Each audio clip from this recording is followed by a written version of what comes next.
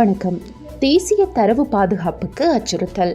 இலங்கையின் மின்னணு தேசிய அடையாள அட்டை அமைப்பை உருவாக்குவதற்கான கேள்வி பத்திரத்தை அரசாங்கம் இந்திய நிறுவனத்திடம் ஒப்படைத்துள்ளதாக தேசிய சுதந்திர முன்னணியின் தலைவர் பிமல் வீரவம்ச குற்றம் சாட்டியுள்ளார்.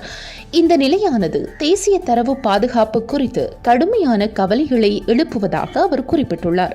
ஊடகவியலாளர் சந்திப்பு ஒன்றில் உரையாற்றிய விமர் வீரவம்ச, இந்த தீர்மானம் காரணமாக கைரேகைகள், விழித்திரை ஸ்கேன் மற்றும் குடியிருப்பு விவரங்கள் போன்ற முக்கிய தகவல்கள் உட்பட இலங்கை குடிமக்களின் மிகவும் உணர்திறன் வாய்ந்த தனிப்பட்ட தரவுகளை இந்திய நிறுவனத்தால் அறிந்து கொள்ள முடியும் என்றும் சுட்டிக்காட்டியுள்ளார்.